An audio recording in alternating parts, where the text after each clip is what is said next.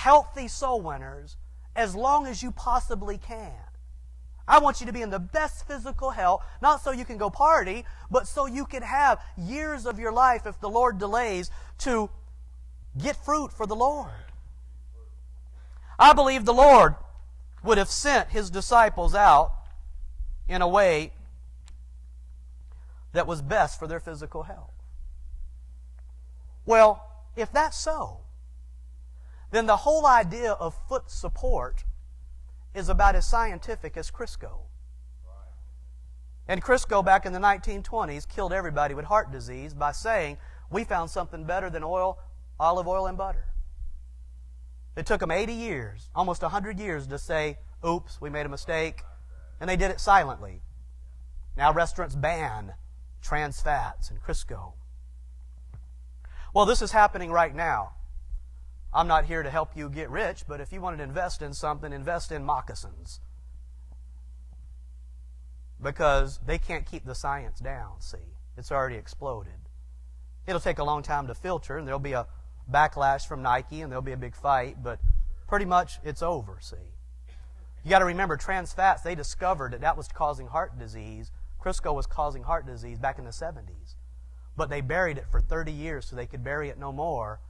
And then it exploded, and they made as much money as they could in that 30 years. According to the theory, the Lord sent them out in sandals which have no physical support. Therefore, the idea that your foot needs physical support is a scientific myth. Now let's examine. Here is an article from the Telegraph that came out this month. Why expensive athletic shoes could be worse than useless. Western runners, of whom 90% suffer injuries every year, would be better off leaving their sneakers at home and running barefoot. Science and skeptical runners are catching up with something the Tarahumara Indians have known forever. Your naked feet are fine on their own. According to a growing body of clinical research, those expensive running shoes you've been relying on may be worse than useless. They could be causing the very injuries they're supposed to prevent. So what they do is they say, man, you need a more expensive shoe. Oh, but I'm starting to get knee problems and back problems. Well, you need a better shoe with more support. That sounds just like the whole medical system today. Doctor, I've got drugs and it's killing me. Well, let me give you a drug for that. Perhaps the best research in the field has been going on for hundreds of years in a maze of canyons in northern Mexico. There, the reclusive Tarahumara tribe routinely engage in races of 150 miles or more, the equivalent of running the London Marathon 6 times in the same day. Despite this extreme mileage, as I learned during several treks into the canyons, the Tarahumara are somehow immune to the injuries that plague the rest of the running world. Out here in the non-Tarahumara world, where we have access to the best sports medicine, training innovations, and footwear, up to 90% of all marathoners are injured every year.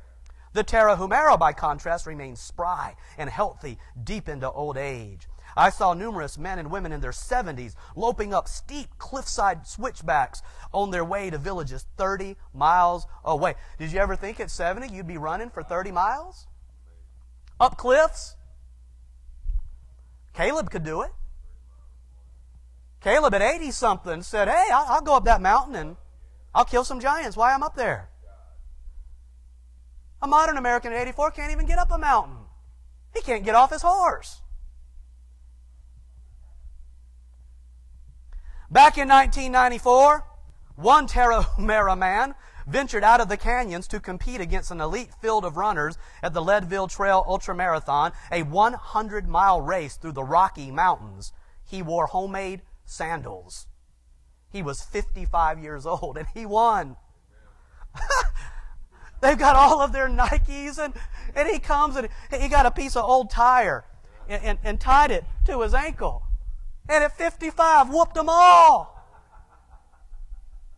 I think Jesus knew what He was doing, did you? Don't you? I do.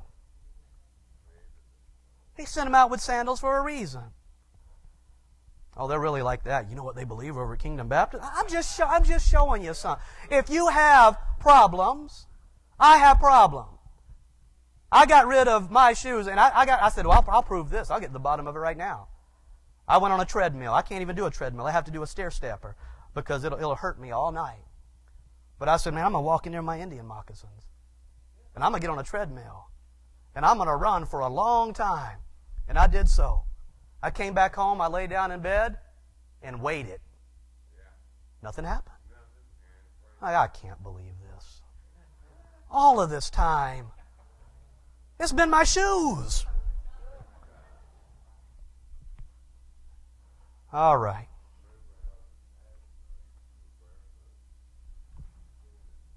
All right, well, how do Tarahumara protect their legs from all that pounding? Simple, they don't. They don't protect, and most critically, they don't pound.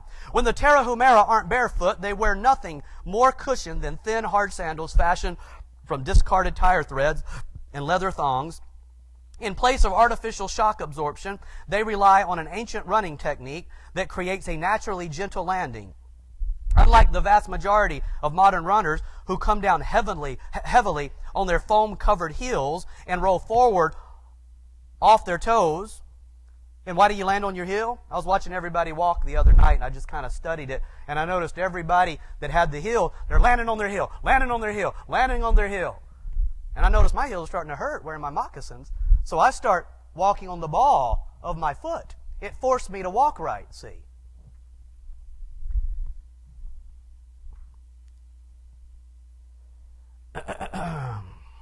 They roll forward off their toes. The Tarahumara land lightly on their forefeet and bend their knees as you would if you jumped from a chair.